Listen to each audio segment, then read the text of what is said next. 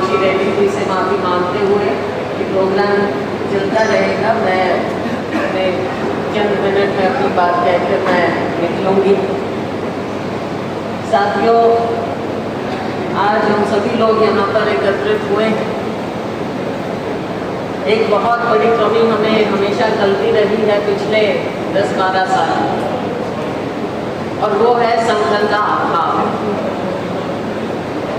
और इसके बारे में चाहे ज़मीन पर हो, हमारे कार्यकर्ताओं में हो, चाहे मीडिया में हो, चाहे नेताओं में हो, और चाहे ऊपर, सब जगह इस बात की चर्चा रही कि हरियाणा में संगठन नाम की चीज़ नहीं। लेकिन इसके बावजूद रेड्डी जी, आप खुद अनुभवी हैं, आपने संगठन का बहुत काम किया है और आप जानते हैं संगठन की अहमियत क्या होती है, इम्पोर्टेंस क्या होती है। कामशी रेड्डी जी हिंदी अच्छी तरह जानते हैं, हिंदी समझते हैं। ये मत सोचना कि साउथ के हैं हिंदी नहीं समझेंगे, सब समझते हैं। तो संगठन की इम्पोर्टेंस आपको भी मालूम है, सबको मालूम है। हमारे ये जो कार्यकर्ता हैं, इतने साल से जो ये कार्य करते आ रहे हैं, ज़मीन पर लोगों के बीच में कांग्रेस का झंडा उठाते आ रहे हैं, ये बिना किसी पद के काम कर रहे हैं। इनके पास कोई पद नहीं, ना ब्लॉक लेवल पर, ना नीचे बूथ लेवल पर, ना डिस्ट्रिक्ट लेवल पर, कोई पद नहीं मिला है। लेकिन उसके बिना झंडा उठाया हुआ है, कांग्रेस पार्टी के साथ जुड़े हुए हैं। राहुल गांधी जी की यात्रा में बढ़ चढ़कर भाग लिया। हमारी इच्छा थी कि राहुल जी और भी आए हरियाणा में, लेकिन उनका जो रूट था आपको मालूम है, मेवात से निकले, फिर पानीपत से दिल्ली रोड लेते हुए वो पंजाब में गए। लेकिन यहाँ से बहुत से साथी वहाँ पर गए और उनकी यात्रा में शामिल हुए। एक उत्साह था, एक मेहनत थी, और राहुल जी की मेहनत ने देश में बदलाव की एक हवाई गांधी की चलाई। यही कारण था कि हम 99 सीट जीते, 52-54 से, और उनमें से एक ये सिरसा की सीट थी। और मैं ये पूरे अपने कांग्रेस के साथियों पर गर्व करते हुए कह सकती हूँ कि सब ने मिलकर काम किया। एक एक ने अपने आप को राहुल गांधी का, खड़गे जी का सिपाही, कांग्रेस पार्टी का सिपाही समझा और कांग्रेस के लिए जमीन पर, बूथ पर मेहनत की। चुनाव का जब समय आया तो मुझे यहाँ से सबने इच्छा जाहिर की कि शैलजा यहाँ से चुनाव लड़े, और मुझे अम्बाला से सिरसा भेजा गया चुनाव लड़ने। और मैं ये भी गर्व से कह सकती हूँ, राजनीति हमारे लोग सब समझते हैं, सब जानते हैं। ये साधारण स्थिति होती तो हाईएस्ट मार्जिन में हमारी सीट हम जीतते। ठीक है, सेकंड हाईएस्ट रही, उसके कारण सबको पता है कि हमारी सेकंड हाईएस्ट भी क्यों रही, लेकिन बहुत शानदार मार्जिन से हम जीते हैं यहाँ। तो यहाँ के लोग कांग्रेस के साथ ज़ाती रूप से, दिल से, भावनाओं से जुड़े हुए। और आप यहाँ पर बैठे हैं, जो ये जिला है, मैं आपको बताना चाहूँगी कि मेरे पिताजी स्वर्गीय चौधरी बलबीर सिंह, बहुत से परिवार हैं जो जुड़े हुए उनके साथ इस समय 1952 में सबसे पहला चुनाव लड़ा था उन्होंने, तब डबल कंस्टिट्यूएंसी होती थी, वो यहाँ से चुनाव लड़े और उनके राजनीतिक जीवन की नींव यहाँ के लोगों ने रखी थी 1950। और फिर 1967 में 1966 में हरियाणा पंजाब अलग हुआ था और 1967 में जब एमपी का चुनाव हुआ तो भी मेरे पिताजी को यहाँ से यहाँ के लोगों ने जिता कर दी, और एक बार नहीं बार जिता कर दी। उनके बाद, उनके देहांत के बाद कांग्रेस पार्टी ने, नेतृत्व में नेताओं ने मुझे मौका दिया। 88 में पहला चुनाव मैंने भी यहाँ से लड़ा। 88 में जबरदस्त आंधी थी कांग्रेस के खिलाफ, because 89 if you remember we lost, केंद्र में हमारी सरकार नहीं रही। उससे पहले 87 में राज्य का चुनाव हुआ, 87, और इतनी जबरदस्त आंधी थी कि 87 में 90 सीट्स हैं हरियाणा की, 90 में से 85 हम केवल 5 जीते थे कांग्रेस पार्टी। 85 लोग थे, और जो भी इनका वो था ये लोग जीते। ऐसी स्थिति में 88 में मुझे वो चुनाव लड़वाया और सभी साथियों ने मिलकर काम किया। हम चुनाव जीते नहीं, लेकिन मेरे राजनीतिक जीवन की नींव यहाँ से रखी गई। 91 में मुझे फिर राजीव जी ने मौका दिया, and I am proud to say कि 91 में 91 में हरियाणा में हाईएस्ट वोट से मुझे जिताकर यहाँ से भेजा गया।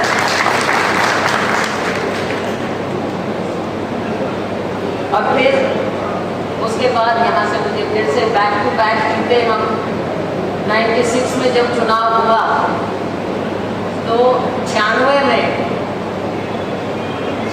में हमारी सरकार की गई, जो भी हुआ। हमारे लोकसभा विधानसभा चुनाव साथ थे। ये पर्ची पुर्ची का काम बाद में होगा भाई, बैठिए नीचे। अभी बात नहीं होगी, बात जो काम की बात है वो बात में। ये पार्टी का प्रोग्राम, ये भी मैं बोलूँगी, थोड़ा अनुशासन रखना, अब आगे हमें सीखना होगा। काम सबके होते हैं, बैठो।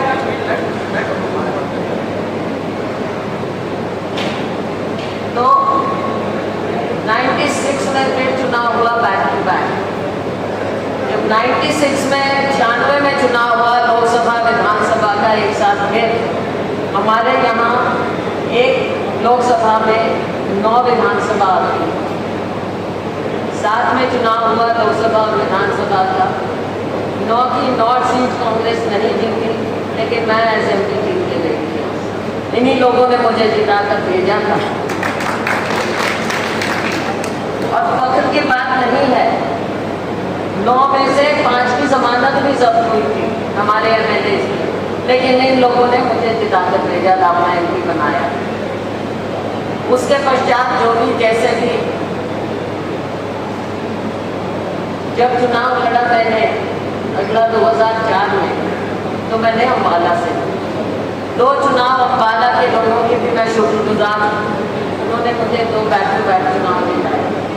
और इस बार जब चुनाव आया तो लोगों ने खुद मुझे बुलाया, यहाँ से आवाज़ आई और मुझे कांग्रेस पार्टी ने यहाँ से टिकट दिया और लोगों ने मेरा चुनाव लड़ा। मैंने नहीं लड़ा, मैं नहीं कह सकती कि मैंने, ये लोगों का प्यार, लोगों का आशीर्वाद मुझे यहाँ से लोगों ने जिता कर दिया। और आज जो ये पार्टी का, उसके बाद 4 महीने बाद चुनाव आ गया विधानसभा। विधानसभा में चारों ओर ये विश्वास था कि सरकार कांग्रेस की बनेगी। आपको भी पता है, दिल्ली में भी सबको ये विश्वास था कि सरकार कांग्रेस की बनेगी, और बननी चाहिए थी, बच्चे बच्चे की जुबान पे था। लेकिन कामशी रेड्डी जी दोषी हम नहीं हैं, दोषी सिरसा नहीं है, दोषी अम्बाला भी नहीं है। हमारे यहाँ अच्छी सीटें जीत के दी हैं, 9 में से 6, 9 में से 6, 12 सीटें कमी रही, कहाँ रही, ये ऊपर वाले जाने, इसका विश्लेषण करें। हमारे यहाँ कांग्रेस भी मजबूत है, हमारा कार्यकर्ता भी मजबूत है, हम भी मजबूत हैं।